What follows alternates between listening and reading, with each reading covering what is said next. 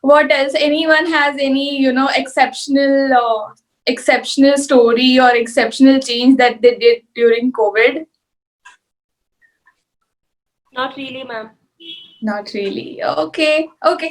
Without wasting any time, that we just interacting is must. Okay. Hi, hello, and everything is must for me. So I have to know that my students are doing well. What about revisions? Are you guys sticking to it? What I said about revisions, are you doing it? Yes, ma'am. Yeah, so revision is must, okay? So I don't want you to start anyone IPC on the, when the time is really less and now I have to revise. ऐसा होना ही नहीं चाहिए for IPC. It's like everything I rolled every day so that you know all the sections, you know how the definitions should be cracked and everything, okay? So let's get started with another topic today. And I know we are left with extortion, a big part of it, and dacoity. So that I will be covering up in the end of the class, okay? So today I'm only going to deal with sedition. It is one of the important part and very important from the exam perspective. So this is this is section 124A. Now what do you mean by A? Why it is just not 124? Why it is 124A? Amendment, right? Does anyone know when this amendment came and why? No one knows? Okay. So we all know that IPC came into picture in 1860, right? So we are all dealing with the law which is made in 1860. That too, it was a British era law, right? So now what happens? 124A was not, as you said, right, correctly, that it is an amended portion. So it was not there, but then it was inserted later. And how later? After 10 years of IPC. So 1860 we got IPC, but 1870 we got sedition, that is section 124A. Okay, so you have to remember this. After 10 years of implementation of IPC, we got 124A. So achanak, after 10 years, why the Britishers felt that they need 124A? So there must be some history, right? So here the history is the Wahhabi movement. So we have all heard about this movements, right? Non-cooperation movement, this movement, that movement, freedom movement. So we know what is the meaning of movement. Now I don't have to explain you what is movement. So here also, from 1820 till 1860, okay, during this era, the Wahhabi movement were at its peak. Okay, now what was this? The Wahhabis are, from the name itself, we can know that this is a Muslim group. Okay, so what these people were doing? These people were against the zamindari system.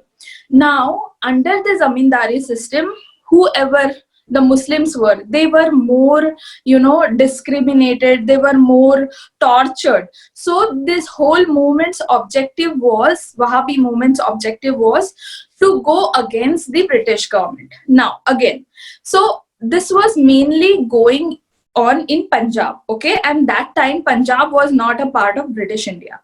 But Punjab, when became the British part of India, and if I'm not wrong, it was the year 1849. Okay, so 1849, Punjab became the part of British India. Now, obviously, we know that if some parts get added to our territory, it means it's our headache, right? And the same thing happened in 1849. As Punjab became the part of India, now the Wahhabi movement, which was going on in Punjab, that ultimately became the headache of Britishers. Do you agree? Are you with me on this story, or you are not understanding or anything of that sort? New people, am I okay with you, or the pace and everything? Are you understanding? Not new, but I'm okay with it. As in you are not understanding? No, I understood that. I can explain it again if you would want me to. Just tell me which part you are not. No, I just said I'm not a new student, but I understood everything. Okay, fine. Okay, so So we were on the Wahhabis. So 1847, the Punjab became the British India. It became a part of British India, and again we also started getting the vibes of Wahhabi movement. Okay, and we all know how the Britishers used to rule, right? Divide and rule. So they had divided people into the groups. So zamindari. Okay, so zamindars, the people who used to dominate this, obviously they are coming under a special sector, right? So the Britishers has to be even more loyal to this group of people because that's how they rule, right? So zamindari people, again, because there will be king, and then again one sect, and then zamindar. So obviously they are different from the normal citizens, and hence you have to take care of what is going on or what are their needs or complaints or anything. So that's why Britishers were on their best to move the Wahhabi movement. Okay, and now they started realizing that if at all we give Indians a chance to speak about what they feel, okay, and then we have to, like, our days are so less in India that we have to start counting our days. So hence we have to take off that right from them, which allows them to speak against the British government. Okay, and that's how, because in Wahhabi movement people started talking about it, people started going against the British government, because zamindari system was, obviously we have read and we have heard so much about it, that it was very much discriminatory, and how these people used to take their lands, and how they used to dominate, and how much they used to torture the real farmers at that time. So that's why they came up with section 124A, okay, in 1970s. So we know now the reason for 124A was a Wahhabi movement. Okay, then now we know what was the movement for, what were these people, and why it is for, and then just move on. Now the objective, obviously what will be the objective? We know that we were under British rule, which was illegal, because these people came for an occupation which they extended to a level where they started ruling us, right? And the ruling period was quite long. I need not explain that to you.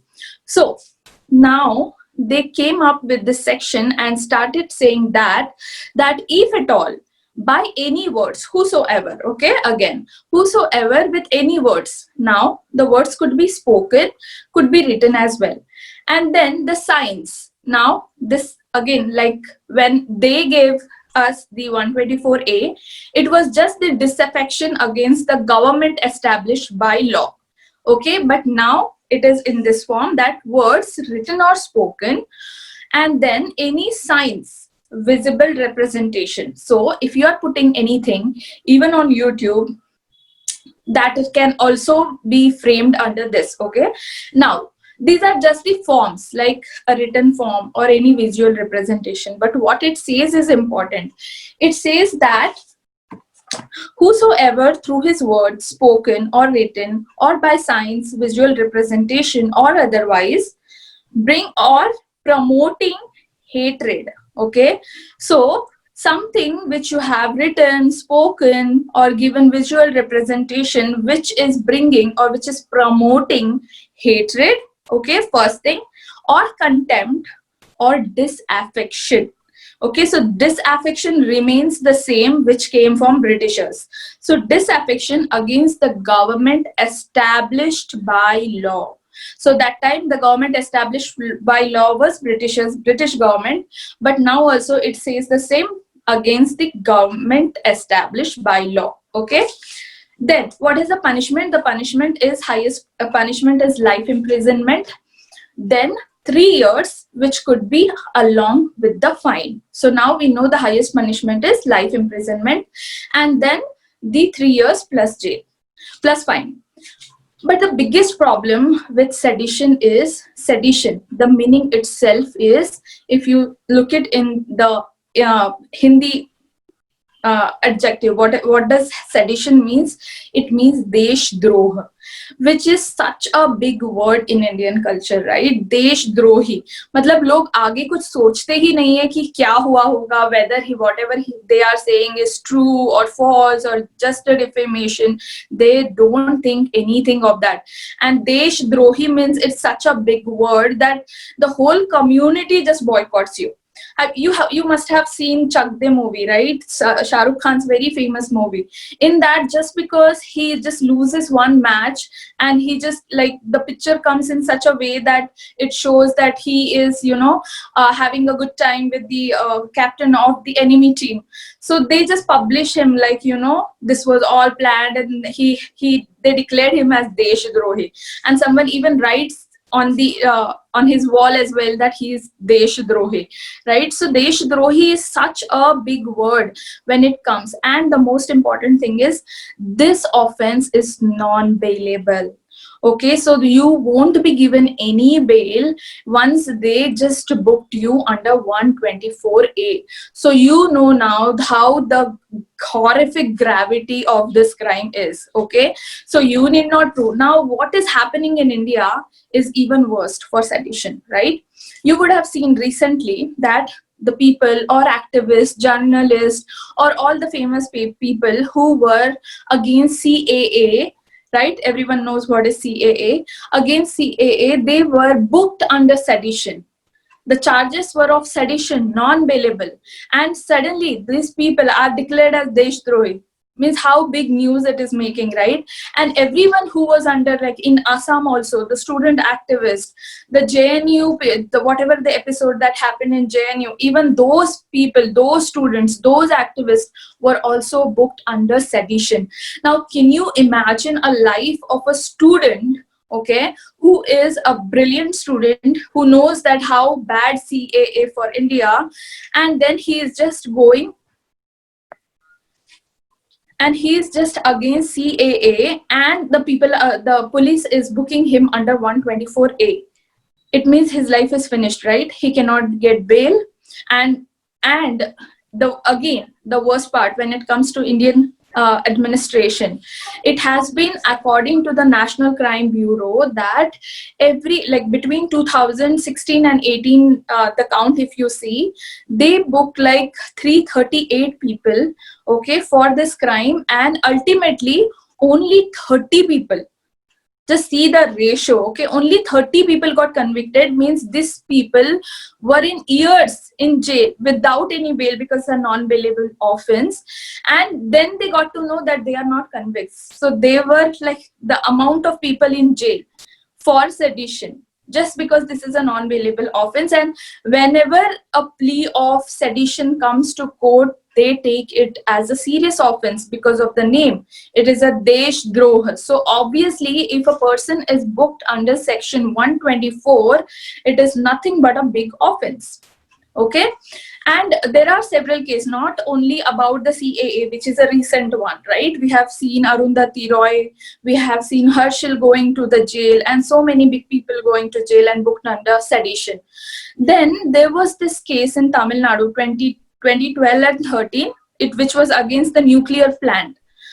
So they do not wanted this nuclear plant, if you can see the case law, okay? And 9,000 people were booked under sedition. Whoever were there in that rally of prevention of this nuclear plant, they were all booked under this. And then the torture that these people faced, okay, because 9,000 people, they cannot make a FIR of all this 9,000 people. So what they used to do, they just used to go to any house and say that, okay, this is the person who was, booked under sedition.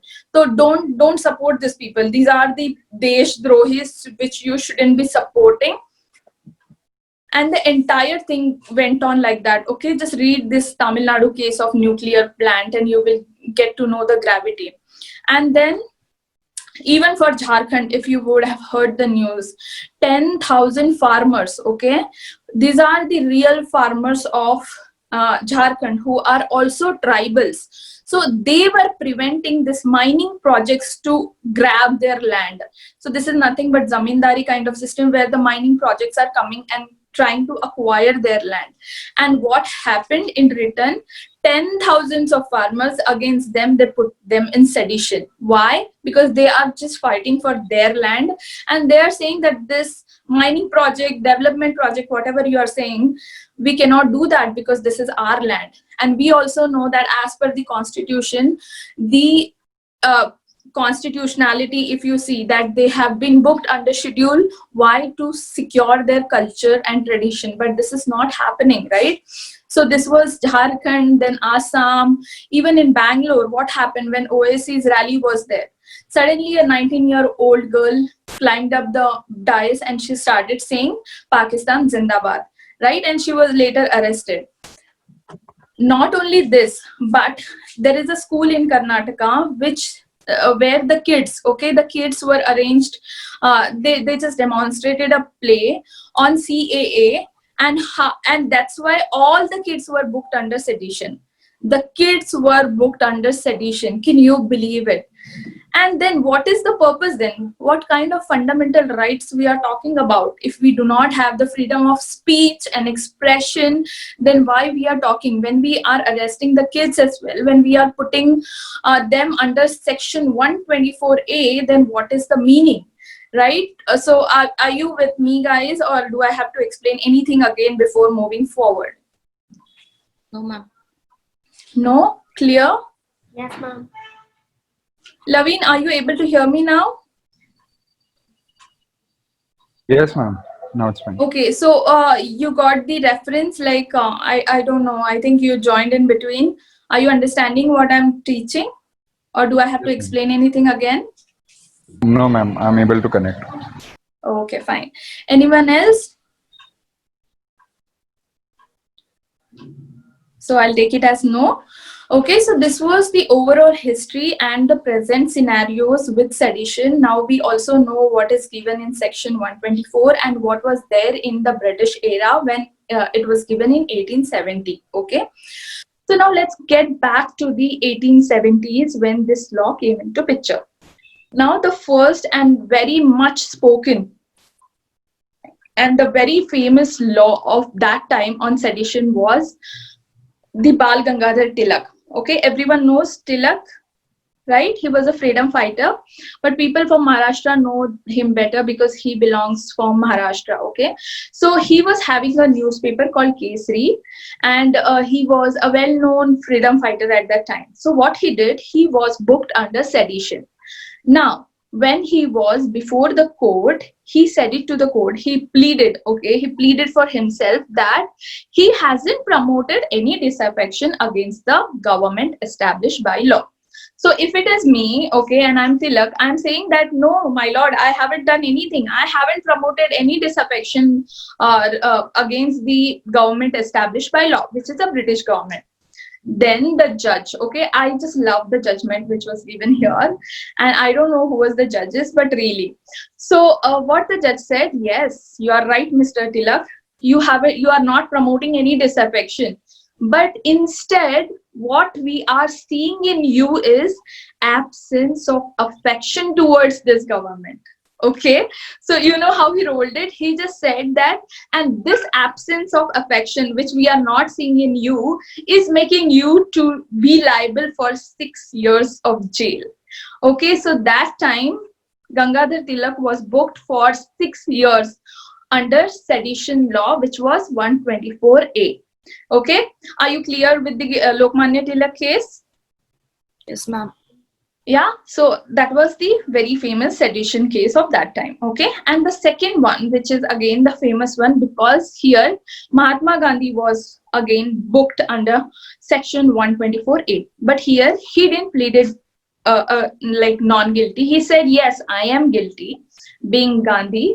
So he said, yes, I am guilty, but here I would say that any right thinking person, okay, so it is his statements that any right thinking person should be against this cruel law, because this government is a cruel government, and if any right thinking person is talking about this cruel government, then I don't think that is not justified. Okay, so this was the Mahatma Gandhi case on sedition, which was under again the same section which is 124A.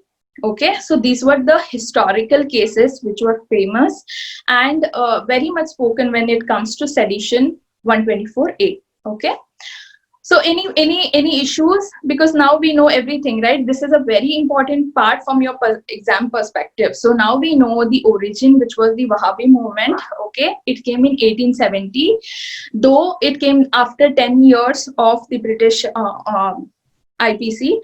And what else? It is a non-billable offense, and we know any word spoken, written, or any visual representation which is promoting the hatred, right, the contempt and disaffection against whom? Against the government established by law. Okay, so this is nothing but sedition. And now that time it was 6 years because that was decided by that government, and it is life imprisonment, which is the highest, then 3 years. Okay, and then 3 years could be along with fine or without fine, that the court will be deciding. Okay, so this is the overall scenario. Now after this we got independence, right? And we are coming to the independence era now. Now once we got, like, when the constitution, our constitution was in speeches, like when they were discussing our constitution, how the constitution will be and all. So the part 3 head person was Sardar Vallabhbhai Patel. Okay, so all the part 3, like the committee on fundamental rights was under the chairmanship of Sardar Vallabhbhai Patel. He used to deal everything that goes with the fundamental rights. And even at that time when it was framed, sedition was one of the ground which has been considered as a restriction on freedom of speech and expression. Okay, so very many members started going against it, that why we should be having even now as sedition as a ground, because when we had sedition under the government, under the British rule, we were against it. And now, even though this is our government, do we still have to fear with our own government, and that's why sedition is there? And many people supported this claim and started saying, yes, we shouldn't be having sedition as one of the grounds for cutting down the freedom of speech and expression. Now, have you guys done with the freedom of speech and expression in constitution law? Yes, ma'am. Yes. So can you tell me all the 8 grounds which has been dealt as a restriction, reasonable restriction on CAA, that is freedom of speech and expression? Anyone? Yeah, so Like any one of you can say, if you know. Okay, whichever you remember. so like the reasonable restrictions would be anything against the public sentiments which would harm public safety.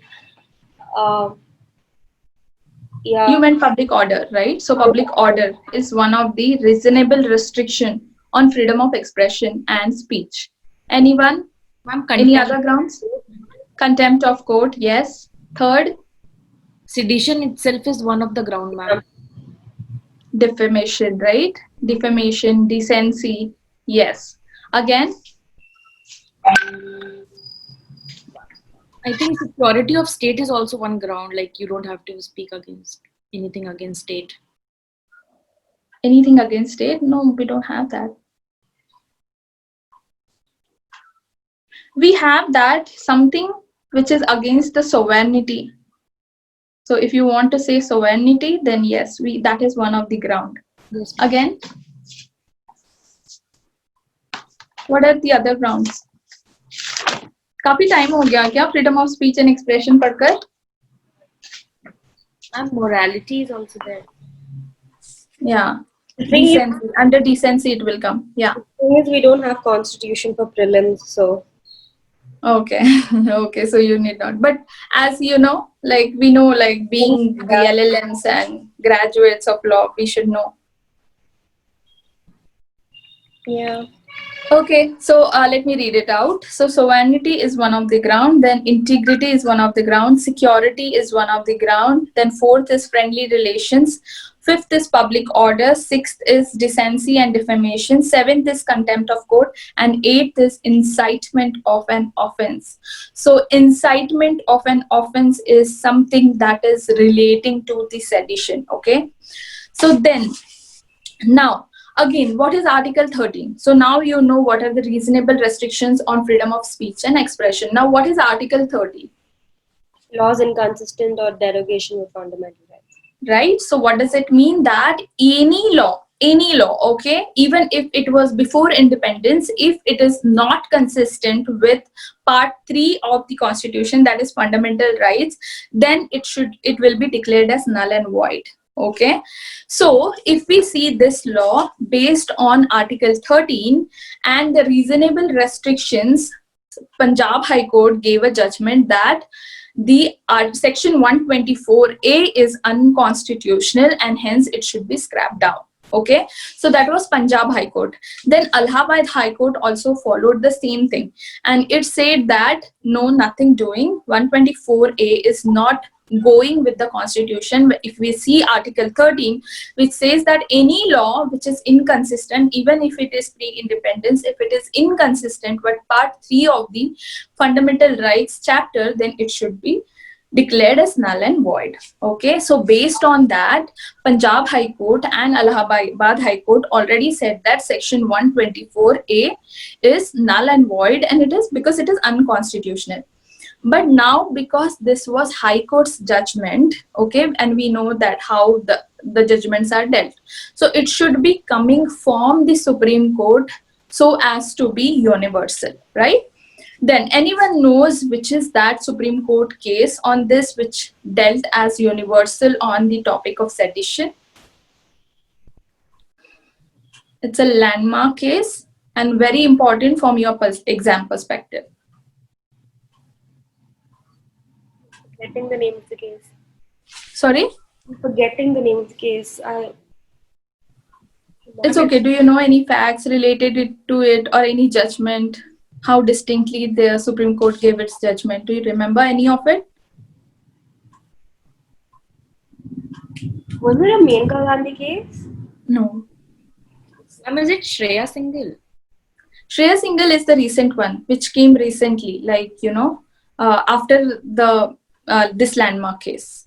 But Shreya Singhal, yes, that is also one of the very important and the recent judgments. So that is also one of the very important case. Okay, no one knows Kedarnath Singh? Yes. Kuch yaad aa raha hai? Right? So Kedarnath Singh versus State of Bihar.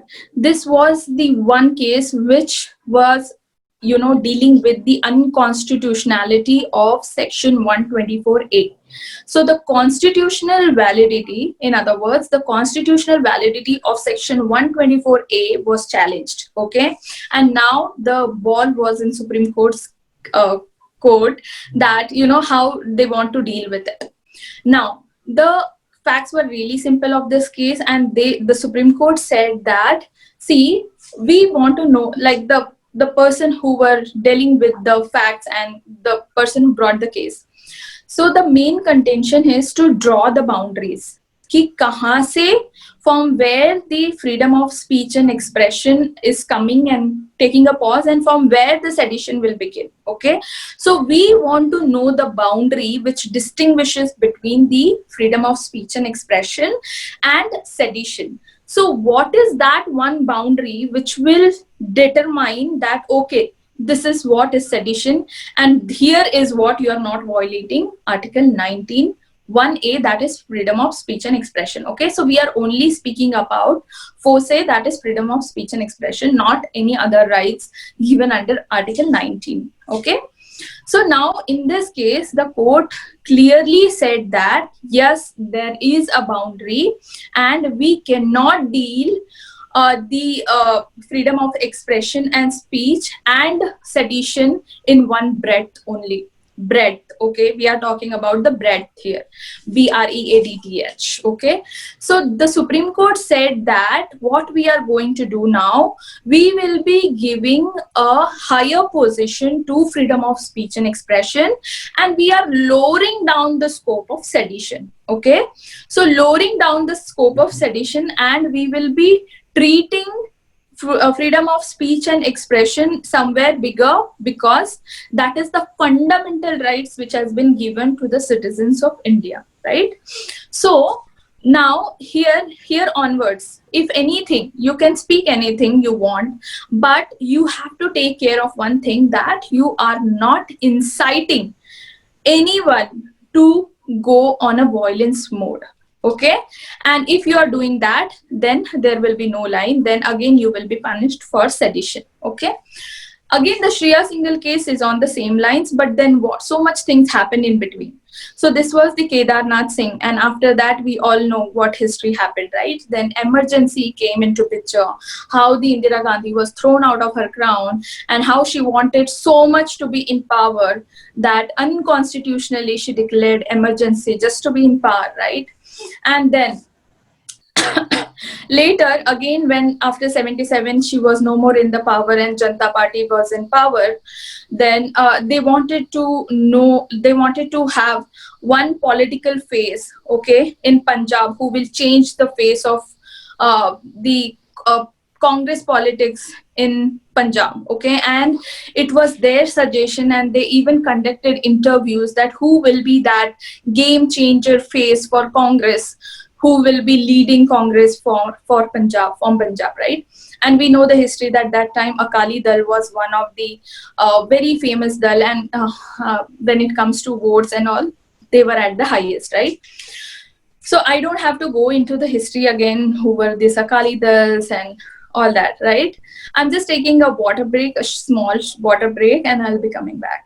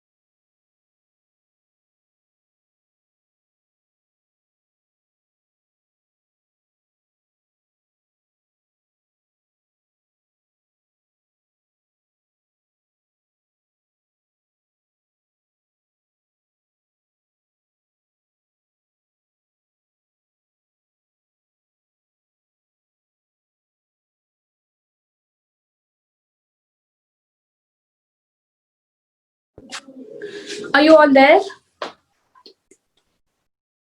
Yes, ma'am. Okay, so everyone knows now the story till here, right? Do you agree with my story, or you have any different version of it? I'm hoping not. Okay, fine.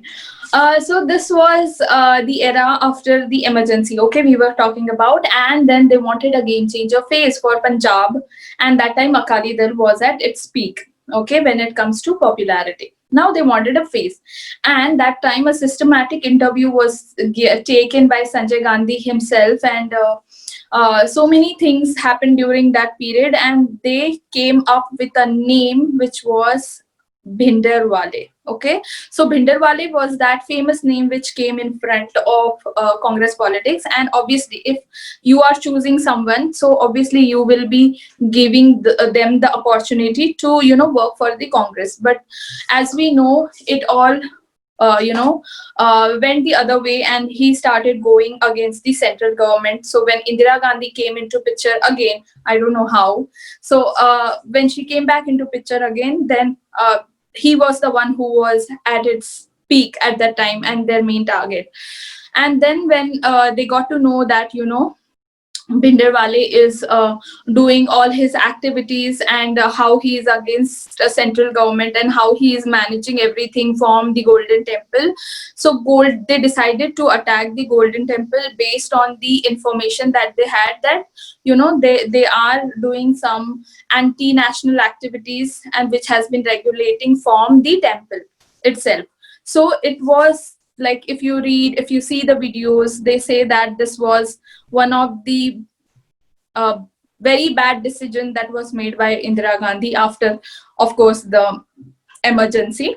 Okay, and during that there were many speeches which was given by Indira Gandhi, that even the last drop of my blood, I can tell this better in Hindi because that is what she said, कि आखिरी कतरा तक मेरा मैं इस देश के लिए दूंगी and all that. But all the people say that, but just because she died after that, they said that okay, she knew that she's gonna die, and all these big people, they know when they are dying and all that bullshit. So this was apart from that. So that time, okay, the Blue Star operation was planned by Indira Gandhi, and we all know what happened in Blue Star. Many Sikh communities, though those were even innocent people, they were like killed in that, they were murdered. And we all know how these people, like every religion, if I am Buddhist, Buddhism is very special for me. If I'm Hindu, Hinduism is very, very special for me, right?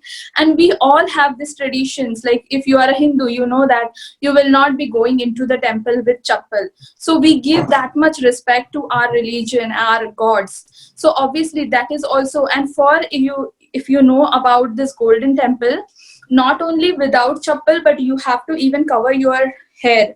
Okay, so they follow it that minutely, and you like rest, I don't have to tell you that how special their religion is when it comes to kitni zyada seva ye log dete hai, right? If you go to any gurudwara, you will get to know that even IAS, IPS officers, they'll be cleaning your shoes and all, because they don't feel that ki I am dominant or something like that. Because when it comes to religion, for them, they will go to any extent to do that seva. Even in kitchens, you can say that these people will be cooking for poor people and all. You will never even know that this is an IAS officer or IPS officer who's serving these people. And for these people, like Golden Temple is at like the apex, right? Like the Supreme Court. So for them, it is that special. And this lady attacked the Golden Temple itself. And there is this takht, which is the highest takht. Like, they divided the temple into such way that the religious scriptures, which is coming directly from the Guru Nanak, who is the head of their religion, Guru Nanak ji, right? So Guru Nanak ji, who himself has written some scriptures and some advices for the religion, that they have put under Akali Takht. And in this firing and in this attack, which was a military attack, everything, like most of this thing has been damaged. If you see even Golden Temple, they have kept it as, this is the time when it was hurt.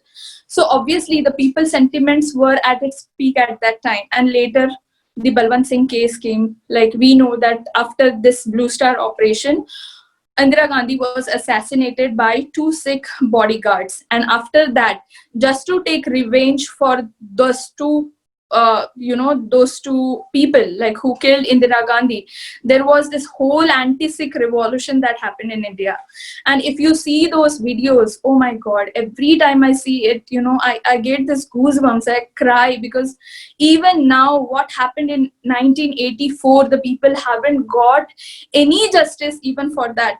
Even today, they haven't got any justice for what happened in 1984. So what happened, just to take the revenge against this assassination, and just because these 2 people who did assassination were Sikhs, the whole trucks, people full of trucks and full of weapons were sent to Rajnagar, which is one of the area where the Sikh population is high. There on that day, like you just have to get down from the truck, which is full of lathis and everything that you have, get down, do any violence that you want to do, and just come back.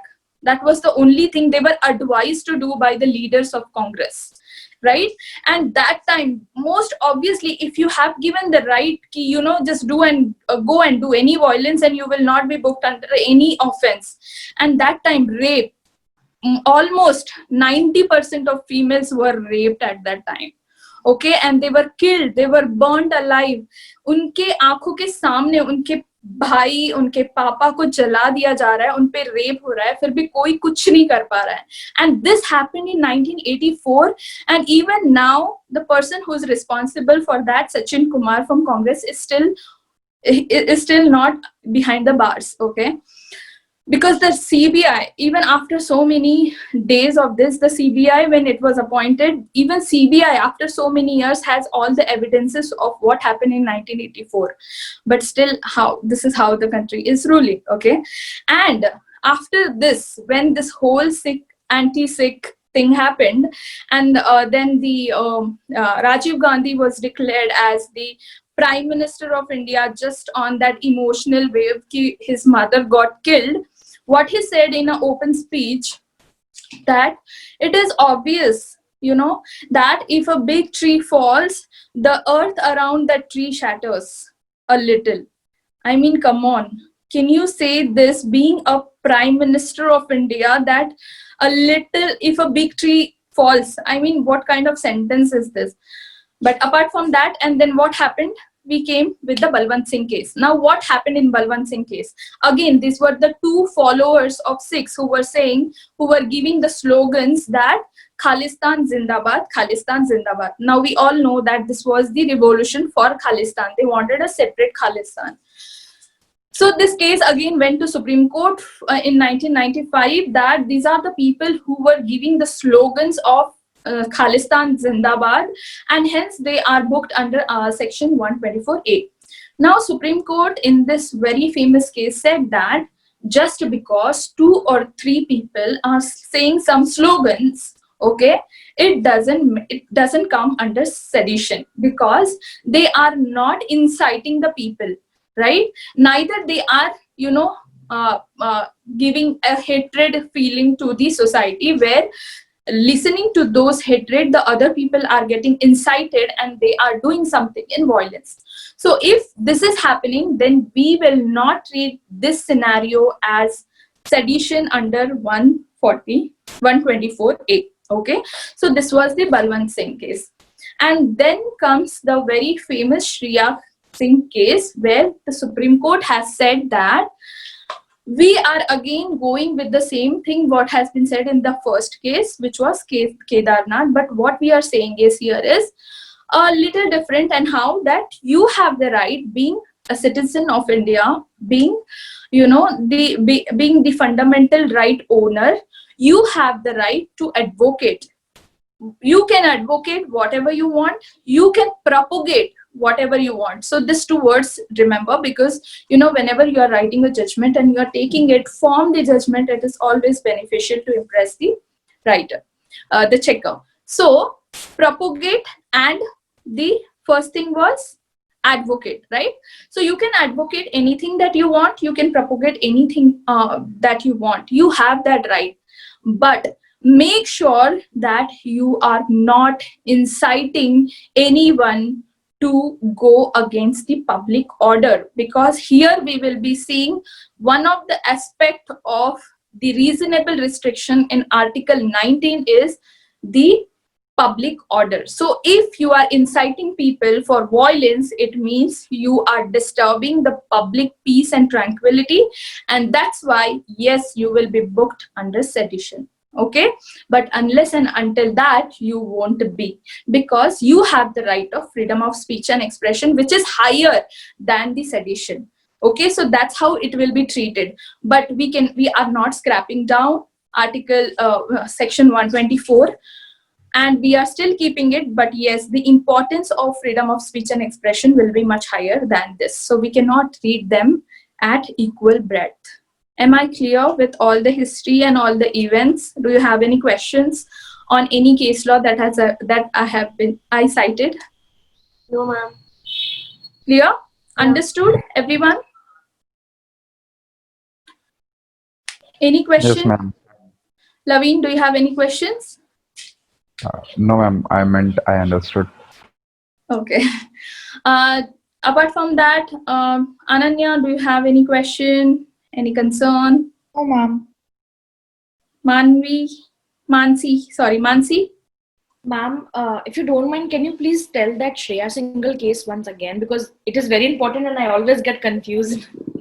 Okay, so nothing in that case. They just said that yes, you can, this two words you have to remember whenever it comes to Shreya single case, that Supreme Court has given you an unfeathered, like undivided right, where you have the right to advocate whatever you want and you have the right to propagate whatever you want. Just that you have to take care that you are not inciting the violence, you are not breaking the public order and tranquility, public peace and order.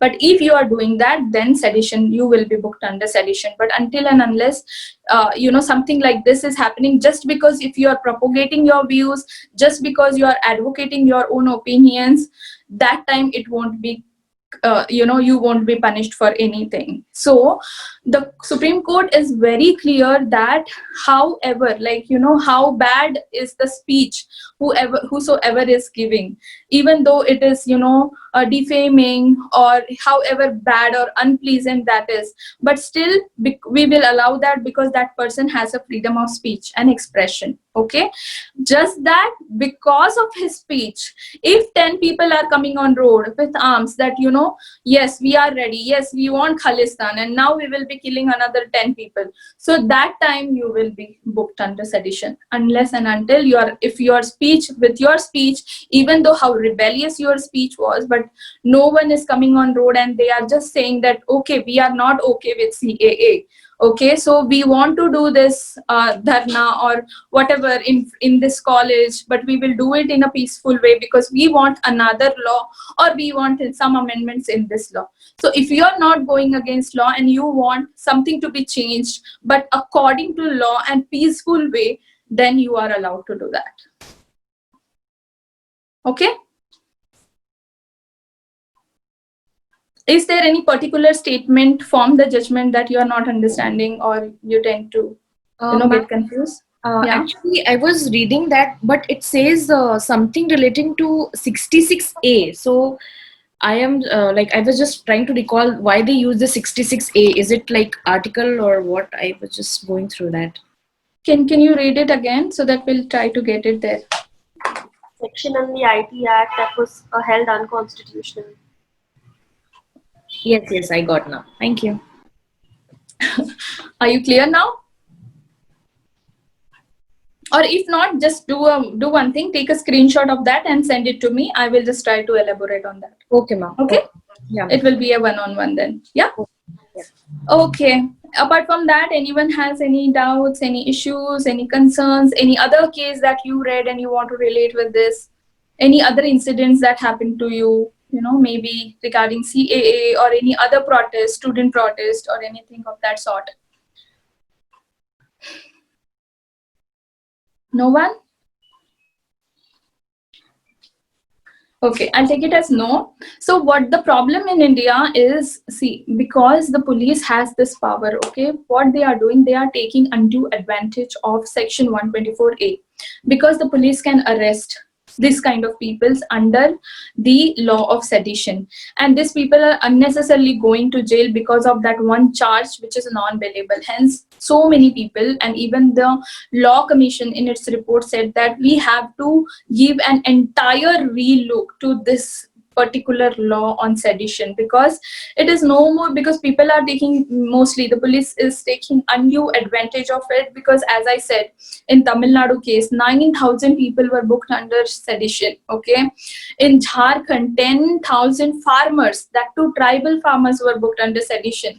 They will not even be knowing the meaning of sedition, I'm sure. They were just for their own land, they were there and they were booked under sedition. So we should be scrapping down this law and we should be putting it in a dustbin, because the whole purpose of this law was way back in 1870, where these people do not wanted to give us freedom. They do not wanted us to think freely, And because obviously then it will be like, they have to leave India, and that's why the main objective only has been scrapped down. We are in our own rule, then why do we need this kind of law, right? Do you agree with me, or you think that sedition should be there? I think it should be there, ma'am. It should be there. Yeah. Can you substantiate your sentence? Yeah, because not everybody uses the freedom of speech provided under Article 19 in the way the people who framed the Constitution intended it to be used. Not everybody in JNU is right when they say to certain things.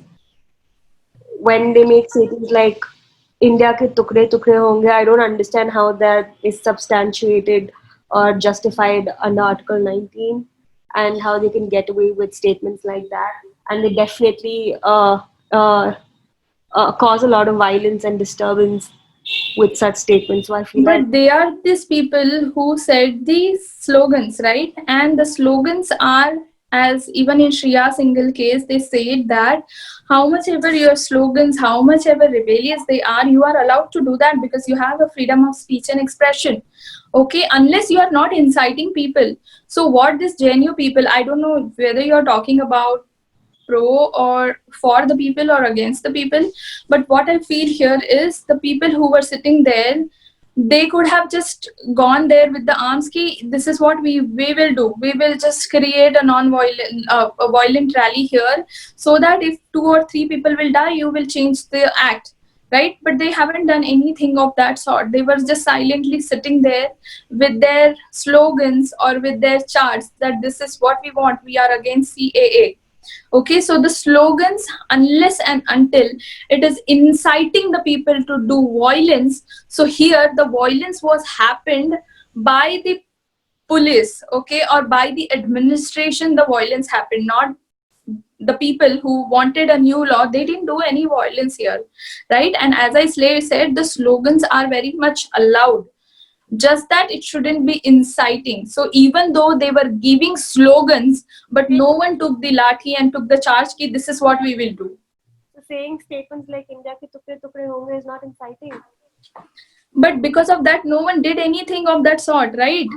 It was the administration who took the charge. India ke tukde ya fir, yeah. No, I mean, I'm sorry, but like whatever happened inside JNU is not limited to not just these statements, but a lot of things have been happening inside. And like Subramanian Swamy has said that a place like JNU needs to be cleansed, because these are statements that you don't have to do something physically to cause violence. You can say things like this and also cause violence in a place like India. And I think sedition is here to stay for a long time because of these people. It's not going to go away, and it shouldn't go away also.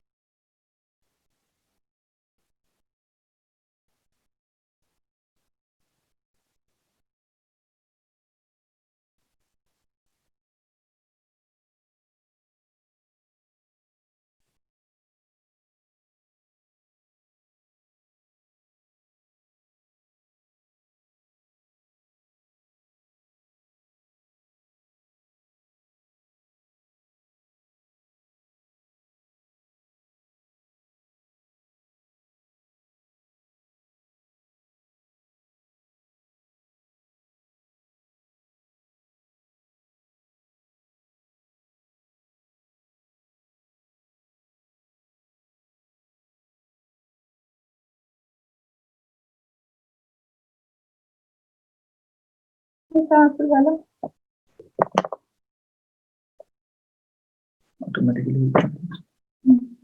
Is it there? Check. Are you guys there? I was disconnected. Yeah, Yes, ma'am. I am really sorry. I didn't understand and I clicked the wrong button. Okay. So yes, I got your point of view, and this topic itself is such as, it divides people into groups, that pro and con. So we'll not go into that technicality. The important thing is you have to understand the case law here. And I'm sure everyone is clear with it now. or does anyone have anything again, not with the, I don't want to know your opinion about it, just the case laws. Are you clear with whatever the history and section and everything that we dealt with? Yeah. Yes, ma'am. Yes, okay. Chalo, then moving on to a new topic. So that was all about sedition, okay? Sedition, which was under 124A. So we have covered that. And now let's cover whatever has been left in last class. So last class, I taught you about the robbery, right? We dealt with theft, extortion, then robbery, and the dacoity part was remaining. So we came on dacoity, and then suddenly no one was able to hear anything. That's why we stopped it. So let's continue with dacoity. Before that, can someone revise me what was robbery?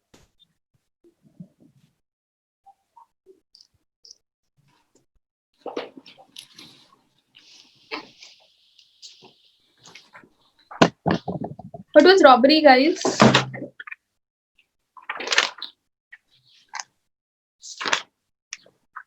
Ma'am, No one knows? aggregated form of theft and extortion where instant death, hurt, or wrongful restraint takes place.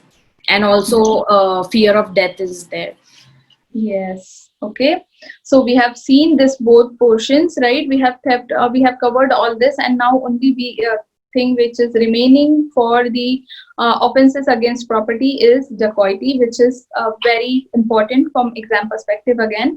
So let's go back and we will talk about the 4 stages of crime. Okay. So if I want to commit any crime, I have to go through this 4 stages, right? Everyone knows that this is the like simplest question of IPC, the 4 stages of crime, right? So the first and foremost stage, if someone has to commit a crime, then it will be intention, right? So first you have to have that crime here, and then you will begin. First you have to have intention कि हाँ मुझे इसको मारना है या मुझे इसके साथ ये बदला लेना है या whatever bad you want to do with that person or something that you want to do for acquiring some property or something, you should have an intention. If you don't have an intention only and just it just happens, so you know it will be covered under general exceptions or you know how the ways are.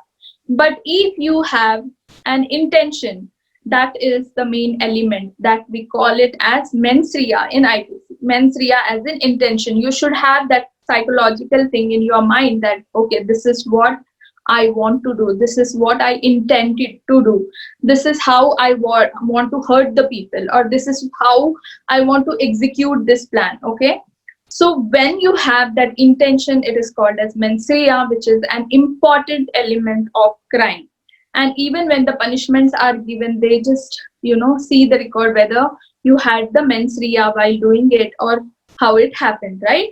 So the first thing is intention. Now, we also know that proving intention, reading someone's mind is impossible, right?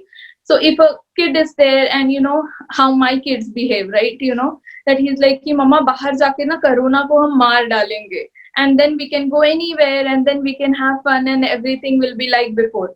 But he doesn't know, but his intention is there. But can we count that? Does it matter? No. So similarly, like if a if a small boy is there, and we all know that kids likes chocolates a lot. So if he says कि uncle को मार देते हैं and फिर पूरा दुकान chocolate का ले लेते हैं, that doesn't happen, right? But here, if someone is having an intention and he is speaking to someone else, right? This is, now we are not talking about small kids, we are talking about an adult as per the law, that who has an intention and who is speaking to someone else कि this is what I intend to do. Will you do it with me? Like crime partners, right? So here he has spoke his intention. And maybe then the crime will not happen. But if the other person says that, yes, he had an intention, he spoke with me, that will be an evidence, that will be recorded as an evidence, though the crime didn't happen, right? So we all know what intention is and how it will be liable. But as this is the first stage, it is not punishable in the law, because as I said, if one person is doing it, it is all about the psychological factor, which you cannot prove that the other person has intention or not, unless and until he has spoken it to someone else or written it down, right? So that was intention. What is the second stage of crime? So I had an intention, obviously. So I had an intention to kill B. So to kill B, I have to do preparations now, right? So the second stage is preparation. So I know that, okay, B takes tea at this certain time. So I have to be prepared during the tea times of B. So whenever he is taking tea, I have to be ready so that I can mix, say, poison in his tea, and that's how I can execute my plan. So that's how what he does. He goes to a shop and he brings the poison. So what he did the second step of the crime, second stage of the crime, that is preparation. Okay. So can you punish someone who is just in the preparation phase? Do you know that there are few crimes, though even at preparation stage, they are punishable? And even at intention stage, they are punishable. Do you know such crime?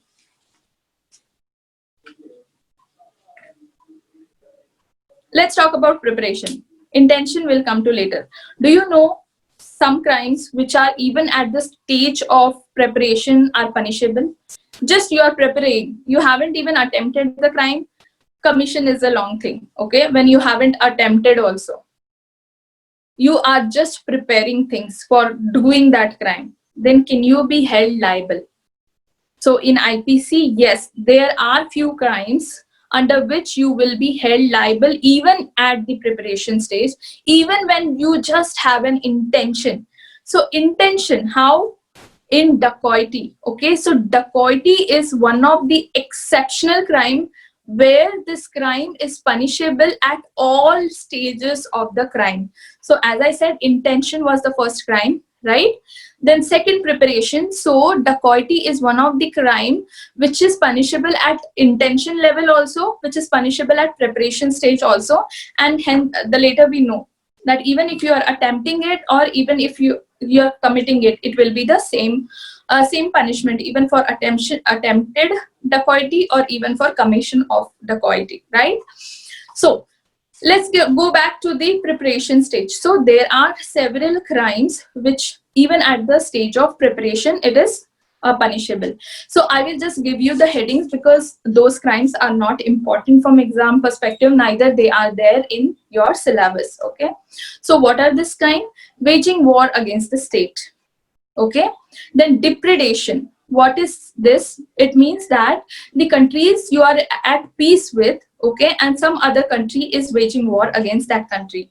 So that could again be a reason. Then what is the third one? Having the counterfeiting of coins.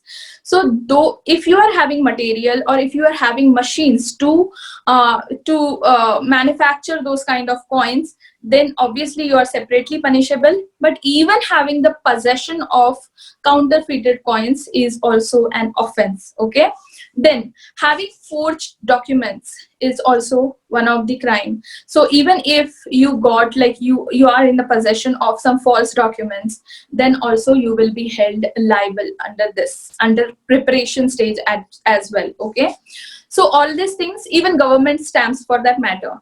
So two different punishments are there. Even if you are having possession of government stamps, that is also punishable. And if you are having machines or materials to develop those government stamps, that is also punishable. Okay, so all these things will come under the preparation stage, where even preparation of waging war, depredation, or counterfeiting coins, documents, stamps, everything is punishable at the level of preparation itself. But otherwise, no. Okay, so these are the exceptions which are given, that these are the crimes which are punishable at at preparation level as well. Okay, then third is attempt. Okay, so just going back to the example that we are following, that if I want to kill B, I have prepared, I have taken a poison, and now I know that evening tea he will be taking. So at 6 p.m. I'm just mixing that poison into the tea. Now what I did, I already attempted.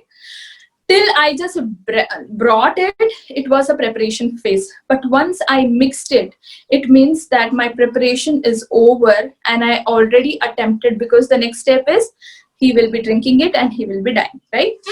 But now, at that day only, he was so fortunate that he forgot to drink his tea, okay? And he escapes from the death. But now what happens? I committed a crime here. But because that crime is not complete, it will be called as inchoate crime. Am I clear till here? Everyone knows inchoate crimes, right? Everyone is familiar with the term inchoate? Yes, no, maybe? Yes, ma'am. Yes? Okay. क्या हो गया लवीन? समझ में आ रहा है ना? या bore हो गए? I'm And feeling no, ma'am. I'm getting it. Just some issue in my throat. This. Okay, fine. Okay, so those are inchoate crimes which you have attempted, but the other person has been escaped. And the fourth one is very simple, is the commission of offense. So if that person would have taken tea at 6 p.m., obviously because I mixed the poison, he would have died, right? So once he died, it means all my things like my intention, my preparation, my attempt has given a role of commission. So that attempt has been converted into a commission. It means, what is it? Can you please explain what it means? The term incoherent. Inchoate. Yeah, inchoate means incomplete in simple sense. But in IPC, it is called as inchoate because you had the intention to complete it, but because of some reason, it was not executed properly, right? So if I have given a supari, you say na, that I have given a contract to kill B, but and I have given a contract to kill B to C, but C for some reason he couldn't kill B, right? So what happened, that my intention was there, even his intention was there to kill, but somehow that person escaped, and we did this criminal conspiracy, B and A and C, to kill B. So it means we had done that criminal conspiracy, but it didn't happen. So again, this criminal conspiracy will also come under the inchoate crime, that is incomplete crime. So something which has been left incomplete, that crime didn't happen completely, that time you call it inchoate crime. Thank you. Anyone else had anything? Okay, so coming back to dacoity. Now, dacoity is one of the crime that has been punishable at all the stages. Even if you have intention and you assemble to give shape to that intention, still you will be punished. Okay, so that much importance and that much serious crime dacoity has, that even if you just have an intention to loot someone and you are more than 5 people assembling with the intention, even then at that stage you will be punishable. Okay, so dacoity is nothing but a robbery. So even if you read the definition of dacoity 391, it says that robbery done by people. Now robbery done by 5 or more people. So if at all it's 5 or more, if at all it was only 4 people, then it will be called as robbery, but it was 5 or more, then it will be dacoity. The same crime will convert into dacoity just because of the number of people present at the time of doing that crime. Okay, so again, this crime, the definition says that even if you are attempting, you are committing, or you are aiding someone just to do dacoity, then you will be punishable. Okay, now this is a punishable crime where you are doing the robbery, and now we know the robbery, that's why it hasn't been explained that way. It is just said that if you are committing a robbery, so even attemptation, commission, aiding, abetting, everything will come under this. Okay, then it will be termed as dacoity. Then the next section in dacoity is 395. It deals with, now 391 is the explanation what dacoity is, and 395 says what is the punishment. Now we all know that the punishment starts from life imprisonment, right? For dacoity, for robbery. And here, because it is a dacoity, again, it starts from the life imprisonment. And it says that if at all not life imprisonment, then the rigorous punishment of 10 years plus the fine will be imposed. Okay, so we know that it is life imprisonment, rigorous imprisonment, which starts from 10 years only. In when dacoity starts, it starts from 10 years, and then shall also be liable for fine. So this was 395. Now what is in 396? So again, it says that dacoity with murder. So if you are committing dacoity and during doing, like while doing the dacoity, you even murdered someone. Okay, so I have told you like how to remember this. If murder comes in picture, if grievous hurt comes in picture, it will be death as a punishment. Okay, unless and until it is commission. But if we are just saying that it is an attempt of grievous hurt, then might not death will come in picture. But when it is death or murder which is given, then again the punishment will be murder. So first will be murder, we know. The second will be life imprisonment, and third the rigorous term for 10 years and shall also be liable for the fine. Okay, am I clear till here? 391 is the definition. 395 is the punishment, which starts from life imprisonment, then rigorous imprisonment of at least 10 years, and then shall also be liable with the fine. Okay, then we had seen one more section in the last class, that even if you are part of that gang, you are punishable, right? And same appears here also, but there the punishment was bit lesser. Can someone revise 401?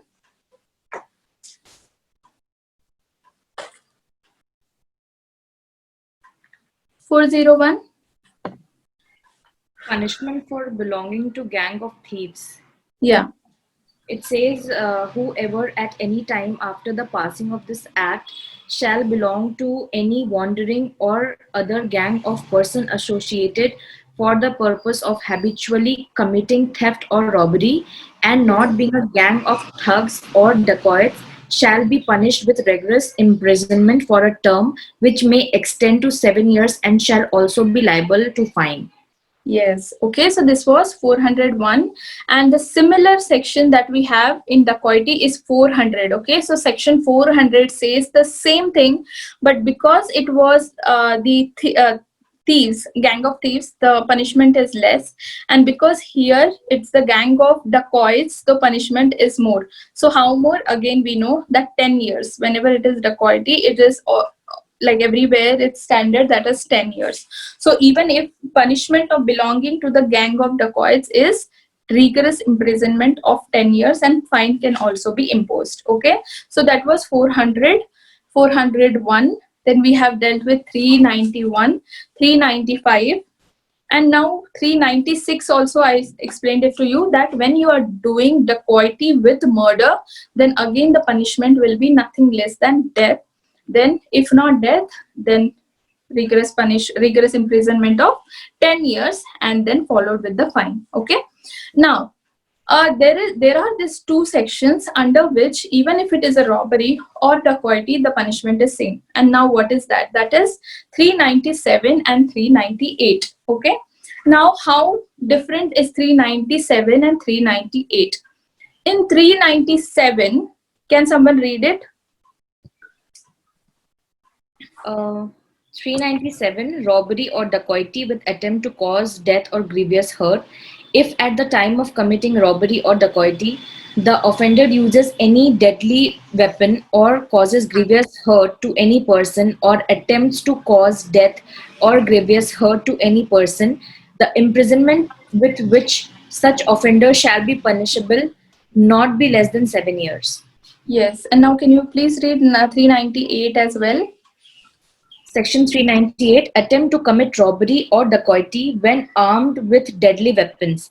If at the time of attempting to commit robbery or dacoity, the offender is armed with any deadly weapon, the imprisonment with which such offender shall be punished not less than 7 years. Yeah. So can someone tell me what is the difference here? We know the punishment is same, but what is the difference? Because in both the sections they are talking about deadly weapon. So what is the difference here?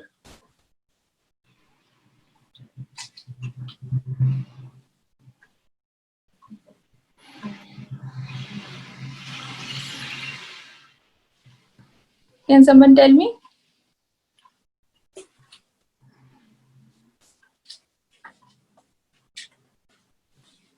Ma'am, I think Yeah.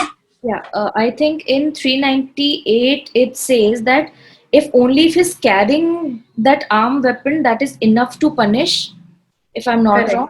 And in Yes. 397 it says that carrying such weapon and causes grievous hurt. But Correct. in 398 it only says that if they are armed with deadly weapon. So Yes. the death or causing harm is not mentioned in 398. Yes. Okay. So it just says that हम movies देखते हैं right कि डाकू होते हैं और सारे बहुत weapons बंदूकें लेकर robbery करते हैं या डकैती करते हैं. That time we say कि oh Jagga he's with Daku, ma'am. weapons. Sorry. Sorry, ma'am, I just recalled one. Jagga Daku. Okay. You want to say something or add something? No, ma'am. There was a character in a movie in Houseful series. Mithun Chakravarti played his role Jagga Daku, so I just recalled that. Yeah. Yeah, true. Okay. So, yes. So whenever you are, you are just going to someone's house and you are not causing even any hurt, but you are just you are just going with arms and your arms are enough to scare the other person. And he will be just seeing your arms only, he will give whatever he has. Okay. So that will fall under 398. But if you are going to someone's house, okay, and even you haven't carried anything, but that person whom you wanted to attack, okay, he just got to know ki okay I have dakus in my house, and just to save himself he will just take out the knife. But what will happen, because of his unfortunate fate, the daku will only take the chaku and he will only give him grievous hurt. Okay, so that was 397 ki if at all this kind of scene happens and there if he is using any weapon, deadly weapon, then that will be booked under 397. Okay, where he tried to give, it will be then obviously either death will happen or grievous hurt, but even the attempt also will be punishable for 7 years. Okay, clear? So 397, 398, you have to remember the punishment is same, and either it could be robbery as well or dacoity as well. No issues, but the punishment will be like this. And it both things are mentioning, both the sections are mentioning deadly weapon. But how you know the difference now? Okay, so now if at all, okay, in one case there are 5 people which were convicted for dacoity, but later on when the trial goes on, they came to know that only 2 people are only 3 people are involved and these 2 are innocent. Now will this still be a dacoity or it will be a robbery?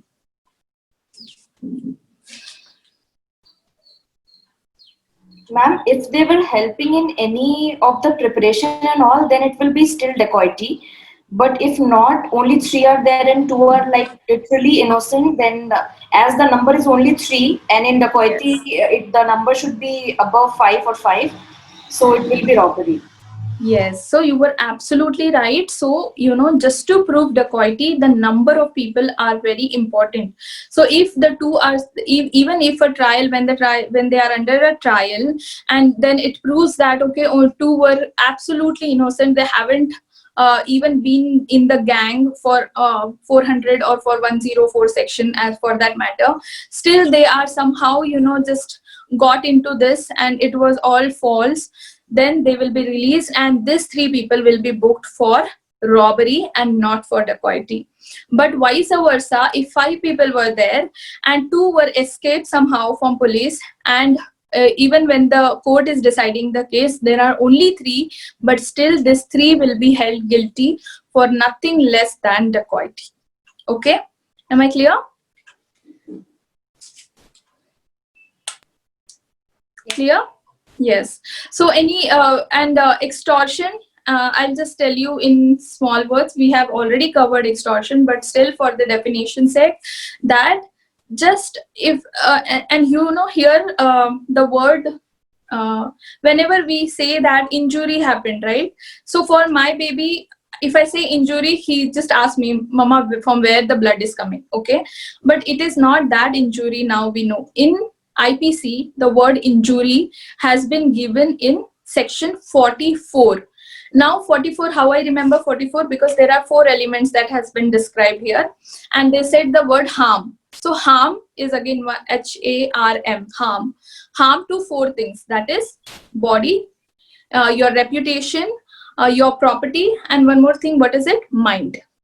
Okay, so harm to this 4 elements is considered as injury, and the same thing has been considered under the definition of extortion, that any harm, any injury to all these 4 things, right? So injury, whenever we are speaking about injury, it will cover all these 4 things. And if we are taking asking someone to give their property, it could be again movable as well as immovable, for the fear of injury, then this thing will be booked under extortion. So that is the only definition. An aggravated form of theft and extortion can be called as robbery. We know that now. In detail, we have seen all these 4 elements. But still, do you have any doubt in anything?